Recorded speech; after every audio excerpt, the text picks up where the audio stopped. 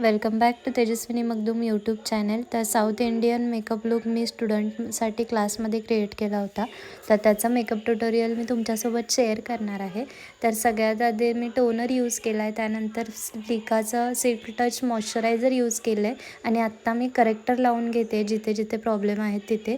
आणि त्यानंतर मी Charlotte टिल्बरीचं foundation use करून दाखवलं आहे स्टुडंटला.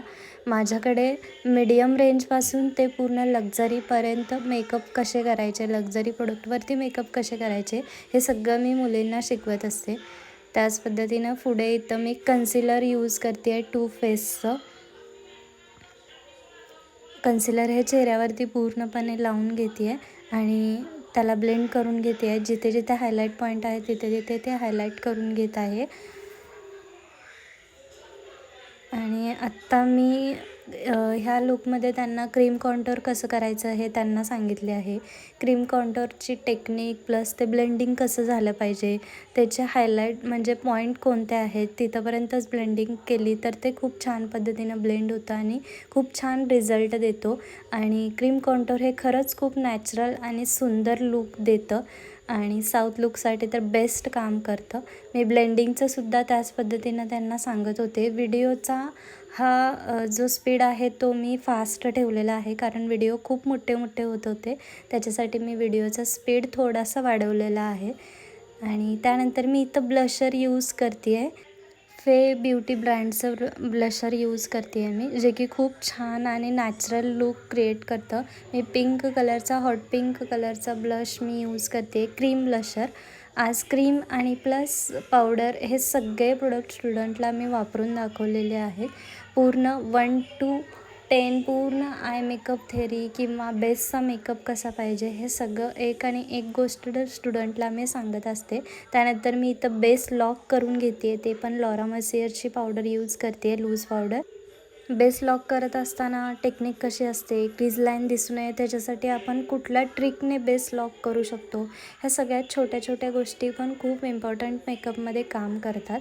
जो की मेकअप केल्यानंतर पण त्याचा रिझल्ट छान पद्धतीने दिसला पाहिजे, मेकअप लाँग लास्टिंग राहिला पाहिजे, क्रीज नाही पडले पाहिजेत, फेसवरती जास्त घाम नाही आला पाहिजे. घाम तर नॅचरल गोष्ट आहे, तो येतच राहणार, पण त्याला कंट्रोल करण्यासाठी आपण कशा पद्धतीने लूज पावडर सेट केली पाहिजे हे सगळं मी स्टुडंटला सांगत असते. त्यानंतर इथं आय मेकअपसाठी आय बेससाठी मी फॉरएव्हर 52चं जे की माझं फेवरेट कन्सिलर यूज केलं आहे आणि कन्सिलर पूर्णपणे आईजवरती ब्लेंड करून घेत आहे. आणि आईजमध्ये सुद्धा एकदम सिम्पल डिम्पल मेकअप ठेवलेला होता. थोडंसं आज मी विंग लायनरमध्ये स्मज प्रूफ लायनर मी यूज करणार आहे. स्टुडंटला ही टेक्निक शिकवणार होते. त्याच्यासाठी आधी कॉम्पॅक्टने पूर्ण जे लिक्विड आपण प्रोडक्ट वापरलेला आय बेस म्हणून ते सध्या पूर्ण सेट करून घेत आहे. आणि सेट करण्याची टेक्निक पण त्यांना शिकवत आहे. ब्रश कशा पद्धतीने आईजवरती फिरल्यावर ब्लेंडिंग प्रॉपर होते हे सुद्धा तितकंच इम्पॉर्टंट आहे.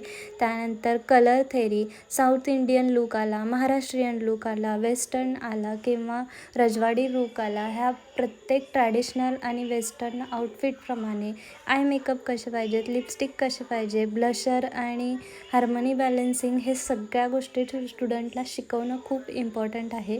हे नुसतं बघून किंवा ऐकून समजत नाही, त्याच्यासाठी प्रॅक्टिस पण तितकीच महत्त्वाची असते.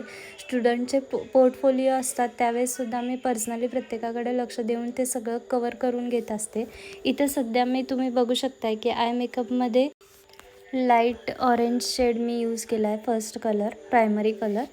आणि त्यानंतर थोडंसं त्याला असं एन्हान्स करण्यासाठी मी थोडासा त्यांचा जो ब्लाऊजचा जो शेड आहे तो मी त्यांना देण्याचा प्रयत्न केला आहे. अबोली पिंक अबोलीमध्ये असा तो शेड आहे तो यूज केला आहे.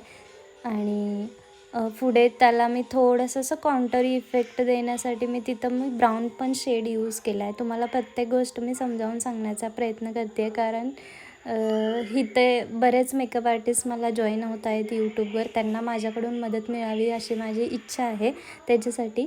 आणि आता मी इथं शिमर शेड यूज केला आहे. तुम्ही कोणत्याही पद्धतीचं शिमर शेड वापरू शकता. गोल्डन फॅमिलीमध्ये आयबॉल एरिया आणि प्लस तसंच इनर कॉर्नरचा एरियासुद्धा मी शिमर शेडने कवर करत आहे. नुसता आयबॉल एरिया न करता इनर कॉर्नरसुद्धा मी ह्यावेळेस शिमर शेडने यूज केलेला आहे. शिमर शेडमुळे आय मेकअपमध्ये एक तुम्ही एकदम अचानक झालेला चेंज तुम्ही बघू शकताय.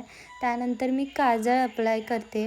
काजळ अप्लाय करण्याची टेक्निक तुम्हाला माहीत झाली असेल, ती मी वरती आणि खालचा हे कॉर्नर दोन्ही कनेक्ट करून एकदम ए लाईनमध्ये काजळ अप्लाय करणं खूप इम्पॉर्टंट आहे. त्याच्यासाठी डोळ्याची वरची आणि खालची लाईन कनेक्टेड दिसणं खूप इम्पॉर्टंट असतं. त्यानंतर मी खालच्या साईडला थोडंसं लाईट ब्राऊन नाही, थोडंसं मीडियम ब्राऊन शेड घेतला आहे आणि तो काजळ स्मज करण्याचा प्रयत्न करते. जास्त पण नाही, थोडंसं एकदम लाईटमध्ये, कारण आपल्याला आय मेकअप हा थोडासा जास्त हेवी पण नाही दिसला पाहिजे, नॉर्मली दिसला पाहिजे. त्याच्यासाठी अंडर आयसाठी ही प्रोसेस करते आहे. त्यानंतर तुम्हाला सांगितल्या पद्धतीने मी वरची लाईनसुद्धा आयलायनरची जी लाईन असते त्याला पण काजळ कंपल्सरी अप्लाय करते. मग ते स्मज लायनर केल्यानंतर असू दे किंवा स्मज लायनर करायच्या आधी असू दे, तुम्ही कोणत्याही पद्धतीनं ते करणं ही खूप इम्पॉर्टंट गोष्ट आहे आय मेकअपमध्ये, असं मला तर वाटतं. त्यानंतर मी इथं लायनर यूज करते आहे. लायनर हे मेबलिनचं यूज केलं आहे मी, जे की खूप इफेक्टिव्ह आहे आणि कलर पण खूप सुंदर आहे. जेट ब्लॅक कलर हा मेबलिनमध्ये भेटून जातो. तर लायनर पूर्ण लावून घेतलेला आहे आणि त्याला स्मज करण्यासाठी मी डार्क ब्राऊन शेड यूज करते आहे, कारण स्मजिंग केल्यानं लायनरमध्ये खूप छान इफेक्ट दिसतो. स्मज लायनरमध्ये ज्या आउटर कॉर्नरचा एरिया आहे तो तुम्हाला व्यवस्थित एकदम पॉइंटेड डिफाईन करणं खूप इम्पॉर्टंट असतं जेव्हा तुम्ही विंग लायनर क्रिएट करत असता. त्यानंतर मी मस्करा लावून घेतलेला आहे आणि आत्ता मी आयब्रो डिफाईन करून घेते आहे. आयब्रो डिफाईन करण्याची पद्धत तुम्ही बघू शकता. मी डिरेक्ट मधून न करता मी पहिला साईडचे कॉर्नर आहेत ते पहिला फिल करून घेते आणि त्यानंतर हळूहळू मध्ये येत पूर्ण आयब्रोजला ड्रॉ करत करत लास्टला आपलं जे आहे ते परफेक्ट टोक क्रिएट करण्याचं माझं काम असतं आयब्रोमध्ये.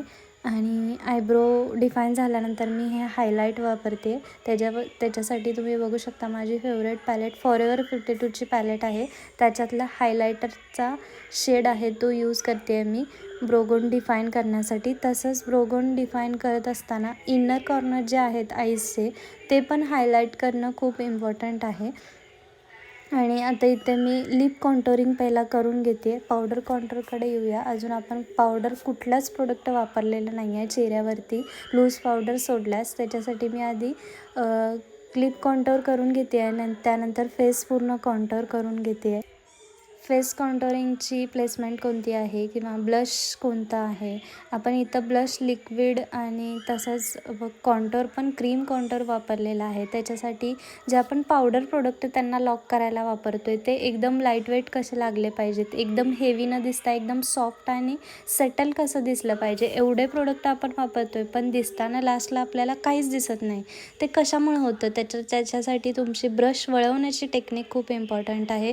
तो कशा पद्धतीने वळवला गेला पाहिजे, ह्या साध्या साध्या गोष्टी खूप जास्त मॅटर करतात मेकअपमध्ये. फिनिशिंग असणं मेकअपमध्ये खूप जास्त महत्त्वाचं आहे. त्यासाठी तुमची प्रॉपर ब्लेंडिंगपासून सुरुवात होते. ते पावडर तुम्ही अगदी लास्टचा जो असतो बेसमधला पार्ट तो म्हणजे हायलाईट पॉईंट कवर करणे. तर हायलाईट पॉईंट आत्ता मी वापरते ते हायलायटर्स वापरते. जे रोज गोल्ड शेड आहे माझ्याकडं तो रिव्हॅल्युएशनमधला पॅलेटमधला आहे तो वापरते. लिपस्टिक पण मी एकदम अबोलीमध्ये सेटल कलर वापरला आहे, जास्त रेड न वापरता किंवा जास्त पण न्यूड न वापरता एकदम सेटल दिसेल अशी प्रॉपर लिपस्टिक मी वापरलेली आहे आणि त्याच्यावरती लिप ग्लॉस यूज केला आहे. त्यानंतर मी इथं लॉरियल पॅलेसचा हा स्प्रे यूज करते आहे, फेस सेटिंग स्प्रे. आणि त्यानंतर तुम्ही बघू शकता लास्टला हा माझा मेकअप असा दिसतो आहे एक अर्धा पाऊण तासानंतर. तर इथे मी स्टुडंटला पूर्ण ह्या सगळा प्रोडक्ट हा लक्झरी प्रोडक्टवरती करून दाखवलेला आहे. माझ्या क्लासमध्ये मीडियम रेंजच्या प्रोडक्टपासून ते लक्झरी प्रोडक्टपर्यंत कसं काम करायचं हे सगळ्या गोष्टी मी शिकवते आणि खूप आवडीने शिकवते. मला खूप जास्त आवडतं.